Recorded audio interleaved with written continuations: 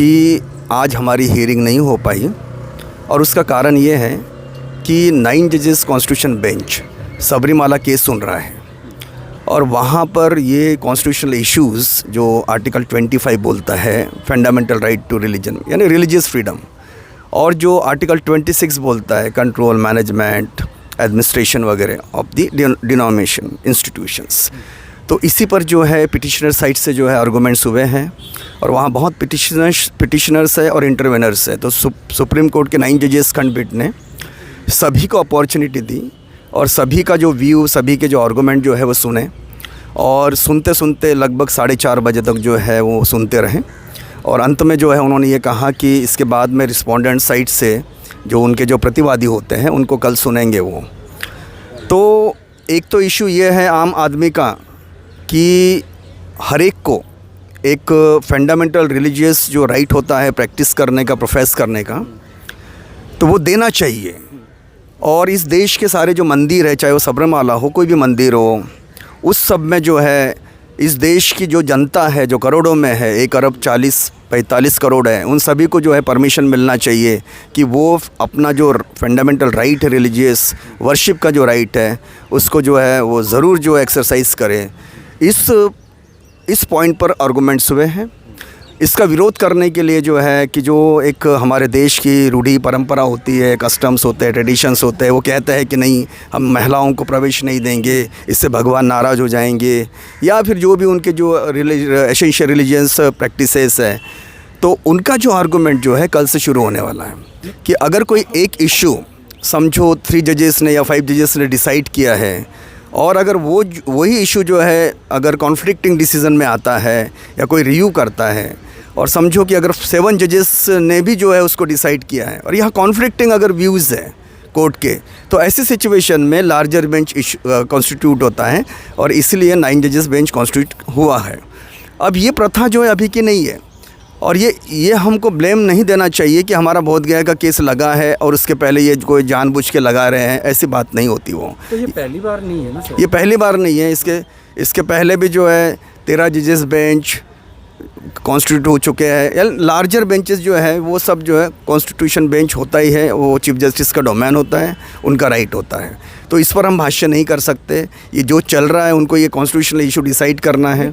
हम भावनात्मक ज़रूर होते हैं, भूखे प्यासे आते हैं, दिन भर यहाँ रहते हैं पूरे देश में, जी हाँ, पूरे देश के जो बुद्धिस्ट जो है आशा से देख रहे हैं, पूरे वर्ल्ड के बुद्धिस्ट आशा से देख रहे हैं, लेकिन इंटरनली जो है सुप्रीम कोर्ट के जो रूल्स होते हैं, जो प्रोसीजर होते हैं, उस पर ये सब जो है हावी नहीं होता है।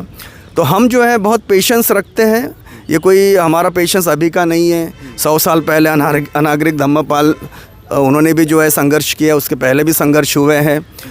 तो हमारा जो संघर्ष जो है इसको भी एक फल मिलेगा, एक राइट टाइम आएगा, सही समय आएगा।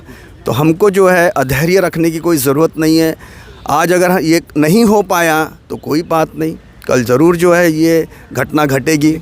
आप जब संविधान लागू हो गया तो यही एक्ट क्यों बचा, बाकी तो सब निरस्त हो गए? देखिए, यहाँ इस देश में 1950 के पहले जो है बहुत सारे एक्ट बने हुए हैं आफ्टर इंडिपेंडेंस 1947 के बाद, क्योंकि 47 के पहले जो है ब्रिटिश रूल्स थे, ब्रिटिश जो गवर्नेंस था। 1935 में ब्रिटिश गवर्नमेंट ने 1935 में प्रपोज्ड एक्ट जो है इंट्रोड्यूस किया था, और इसका जो रीज़न और जो उद्देश्य था, सिर्फ ये जो महाबोधि महाविहार है ये बुद्धिस्ट को हैंडओवर करने के लिए ही उन्होंने इस एक्ट को, बिल को प्रपोज किया था। अब देखिए, चूँकि यहाँ पर 35 के बाद में 47 में इंडिपेंडेंस हुआ है, और इस दौरान जो है वो नहीं हो पाया, और 47 के बाद में 48 में रूल्स बने, कुछ कमेटी जो है कॉन्स्टिट्यूट हुई है, कांग्रेस कमेटी थी, हिंदू महासभा थी, और कुछ महंत के रिप्रेजेंटेटिव्स थे, और उन्होंने जो ऑब्जेक्ट्स और रीज़न जो लिखे हैं वो डिफरेंट है। तो ये जो ब्रिटिश गवर्नमेंट के कंट्रोल में जब था ये सब, तो उस समय वो इतने फेयर थे, इतने ट्रांसपेरेंट थे, और वहाँ मैजिस्ट्रेट ने और बहुत सारे जो यहाँ रेफरेंसेस हैं कि ये सिर्फ बुद्धिस्ट का है, बुद्धिस्ट टेम्पल है, और इन्हीं को ये हैंड ओवर होना चाहिए, इन्हीं को सब मिलना चाहिए। लेकिन धीरे धीरे जो है हम देखते हैं कि यहाँ मैनिपुलेशन आ गया, यहाँ पर सेफ्रोनाइजेशन आ गया, हिंदूकरण आ गया, और इस तरह से जो है आज हम ये एक्ट देख रहे हैं 49 का। अब ये 49 का एक्ट जो है, आपका सवाल ये है कि क्यों जो है निरस्त नहीं हुआ, सब ये एक्ट जो है निरस्त हुए। देखिए यहाँ पर बहुत सारे कारण होते हैं, क्योंकि मंदिरों में हिंदुओं का कब्जा है, मस्जिदों में मुसलमानों का कब्जा है, गुरुद्वारों में, तो बौद्ध मठों में फिर बौद्धों का कब्जा क्यों नहीं वहाँ पर? इसका रीज़न मेन जो है ना वो पॉलिटिकल है। आपको बता रहा हूँ मैं, ये पॉलिटिकल रीज़न इसलिए है क्योंकि जब ये एक्ट बना तो पॉलिटिकल पार्टी वहाँ पर इन्वॉल्व क्यों है, वहाँ पर हिंदू महासभा क्यों इन्वॉल्व है, उनका क्या लीगल राइट है, लोकस है, रिलीजियस एस्पेक्ट जो है डिसाइड करने का। लेकिन फिर भी हुआ ऐसा, और ये एक्ट जो है ये इस प्रकार से जो बना वो जो है टोटली बुद्धिस्ट के खिलाफ में है, और जो हैंड ओवर करना चाहिए तो जो पर्पस था सिर्फ बुद्धिस्ट को, वो होते होते उन्होंने नहीं होने दिया। अब ये नहीं होने दिया तो इसकी बैकिंग जो है, महंत को जो बैकिंग है वो पॉलिटिकल भी है, उनकी कम्युनिटी भी है, उनके जो रिलीजियस प्रैक्टिसेस या फिर जो है कहना चाहिए सनातन धर्म, ये सब जो है इनको बैकिंग है।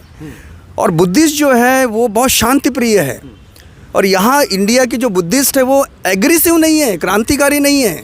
वो बेचारे आते हैं वहाँ अपना जो मेडिटेशन करेंगे, परितरण करेंगे, शांति से बात करेंगे, करुणा का मैसेज देंगे। तो ये सारी जो बातें हैं इन्होंने अच्छे से साइकोलॉजी अंडरस्टूड कर ली है बुद्धिस्ट की, और इसीलिए ये प्रॉब्लम जो है अभी भी बना हुआ है। ये सरासर जो है संविधान के खिलाफ में है। मैं तो वही बात है। और ऐसा नहीं है कि वहाँ पर हम जाते हैं तो हमको जो है वहाँ से जो है निकाल दिया जाता है या वर्शिप नहीं किया जाता है, वो नहीं है पॉइंट, वो नहीं है पॉइंट। ये है कि जहाँ भगवान बुद्ध एनलाइटेंड हुए हैं, वो वज्रासन, वो प्लेस ऑफ वर्शिप, वो प्लेस ऑफ एनलाइटनमेंट, वो सबसे कीमती है। और उस एनलाइटन प्लेस को देखा जाए तो एक स्मृति पित्थर था, वो सम्राट अशोक ने महाबोधि महाविहार वहाँ बनाया, और वहाँ से जो है धम्म का प्रचार प्रसार जो है शुरू हुआ ऑल ओवर वर्ल्ड में। अब हमारा सिर्फ इतना ही पॉइंट है कि जहाँ पर हमारे जो डेटी है, जिसको हम ज्यूरिस्टिक पर्सन कहते हैं, कि उनकी अगर वो जो जगह है ओरिजिनली, तो 17वें या 18वें शताब्दी में अगर कोई महंत आता है और वहाँ एंक्रोचमेंट करता है और उसको हथिया लेता है, पोजीशन हथिया लेता है, वहाँ पर मूर्तियाँ रखता है, ये इस पर हमारा ऑब्जेक्शन है। अब इसको जो है उस तात्कालीन गवर्नमेंट ने जो है इसको सपोर्ट किया है, और इसलिए कलेक्टर रखा है। कलेक्टर क्यों चाहिए? रिलीजियस मामले में कलेक्टर क्यों चाहिए आपको? रोल ही नहीं उसका, रोल ही नहीं है। तो कलेक्टर भी आ गया, यानी गवर्नमेंट आ गई, गवर्नमेंट का इंटरफेरेंस आ गया। और अगर पॉलिटिकल पार्टीज़ है तो पॉलिटिकल पार्टीज़ का इंटरफेरेंस नहीं होना चाहिए। हिंदू महासभा का अस्तित्व क्या है? ये तो हमारी प्लेस है ना। तो पूरे वर्ल्ड में जो रिलीजियस प्लेसेस होती है उसका रिस्पेक्ट होता है, लेकिन हमारे बोध गया में ही एकमात्र एक अपवाद या एक्सेप्शनल ये केस बना हुआ है। क्यों? क्योंकि यहाँ जो रूलिंग पार्टी है, यहाँ के जो मेजॉरिटी जो हिंदू रिलीजन्स के जो लीडर्स हैं, वो एक्चुअली ये होने नहीं दे रहे हैं। तो भगवान गौतम बुद्ध पूरे कर्मकांडों के हमेशा खिलाफ रहे इन चीज़ों के, लेकिन वहाँ पर पिंडदान होता है, सब कुछ कराया जाता है। जहाँ जिस चीज़ का वो खिलाफत में रहे, आज उन्हीं के वहाँ पर ये सब चीज़ हो रही है। लेकिन इसीलिए ये सारी जो चीज़ें जो होती है वहाँ पिंडदान वगैरह, ये सबका जो हमने ऑब्जेक्शन लिया हुआ है। अब चूँकि ये एक्ट जो है, ये एक्ट एक प्रकार से उनको शील्ड कर रहा है, उनको प्रोटेक्ट कर रहा है, उनकी रक्षा कर रहा है कि आप ये सब कर सकते हैं अपने रिचुअल्स। तो ये एक्ट उनके लिए छत्र छाया का काम कर रहा है, और हमारे लिए हैंगिंग सोर्ड है, लटकती तलवार है। तो इसलिए बेसिकली हम इस एक्ट को ही अटैक कर रहे हैं कि ये एक्ट ख़त्म हो जाए, जड़ों से ख़त्म हो जाए। देखिए, अभी अंदर में सबरीमाला केस के बात चल रही थी, तो ये सबरीमाला कहाँ है? केरला राज्य में है। तो केरला में है। आज अंदर में आपका जो बुद्धिस्ट का पक्ष से रखने, बौद्धों का पक्ष से रखने वाला भी एक एडवोकेट खड़ा हुआ, समझिए, क्योंकि वो जगह तो बौद्ध स्थल था सम्राट अशोक के समय से। समझिए बात, सत्य एक एक दिन में निकलेगा, क्योंकि असत्य बोल के कुछ चीज़ है ही नहीं बौद्ध धर्म में, और प्रमाण है। तो आज जैसे हम वहाँ बैठे थे तो हम स्टडी किए अंदर बैठ के केस को, सबरीमाला के बारे में स्टडी किए, तो ये कुछ ऐतिहासिक हमको जानकारी हुई। तो मन में जिज्ञासा हो रही थी, तो मैंने अपना एडवोकेट प्रकाश दार्शनिक जी से बात किया, तो केरला में कोई नहीं है क्या बौद्धों के बारे में बोलने के लिए? देखिए, एफर्ट्स कर चुके हैं, लेकिन सत्य तो एक दिन बाहर निकलेगी। अब जैसे फॉर एग्जांपल, अब जितना भी जो भी कर्मकांड करे बोध गया में, सत्य तो मालूम चलेगी, लेकिन इसके लिए हमारे लोगों को स्टडी करना पड़ेगा, ज़्यादा से ज़्यादा जजेस होना होगा, शिक्षित होना होगा, एडवोकेट बनना पड़ेगा, बुद्धिजीवी बनना पड़ेगा। इसीलिए बाबा साहब ने शिक्षा पे ज़्यादा ध्यान दिया है। आप मेरे को बताइए, इस आंदोलन से पहले भंते सुरेश का आंदोलन किए थे, उसके बाद बीच में गैप हुए, लोग तो भूल गए थे बीटी एक्ट 1949 क्या है। अभी तो अपने सब पढ़ रहे हैं, साधारण व्यक्ति जान रहे हैं। तो हमको अपना इतिहास जानना होगा। हमारी समाज मारा हुआ है, मरा हुआ नहीं है, मारा हुआ समाज है। अब भारत के, अब जैसे प्रधानमंत्री जी विदेश जाके कहते हैं कि बुद्ध की धरती से आए हम, असल में बुद्ध का धरती बना के ही रहेंगे। मैंने बोला ना, हम मरे हुआ नहीं है, हम मारा हुआ है, ये मारा हुआ जागना पड़ेगा। हमें बस हमारे अधिकार चाहिए, हम उसके लिए लड़ रहे हैं। अब चीज़ें आ जाती है, डिले क्यों हो रहा है। अभी समझना चाहिए हमको कि ये जो शबरीमाला का केस चल रहा है, ये 1990 से चल रहा है। सुप्रीम कोर्ट में 2006 को आया और अभी भी चल रहा है। हम 2012 में सुप्रीम कोर्ट में आए थे। हमें भी अगर कंपेयर करना है तो हमारे पहले जो खड़ा है लाइन में, पहले तो उन्हीं से ना जाएगा ना।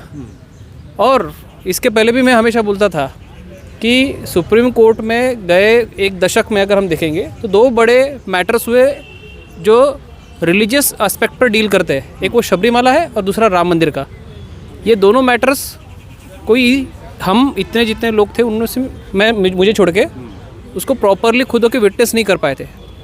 मैं हमेशा बोलता था, मैंने शबरीमाला का हियरिंग हमेशा पर डे देखा है, और जो मैं उन्हें हमेशा बोल रहा था कि कैसे एक रिलीजियस मैटर का हियरिंग होता है, तो ये आज उनको भी समझ में आया कैसे होता है, इंटरवेनर्स को कैसे सुना जाता है।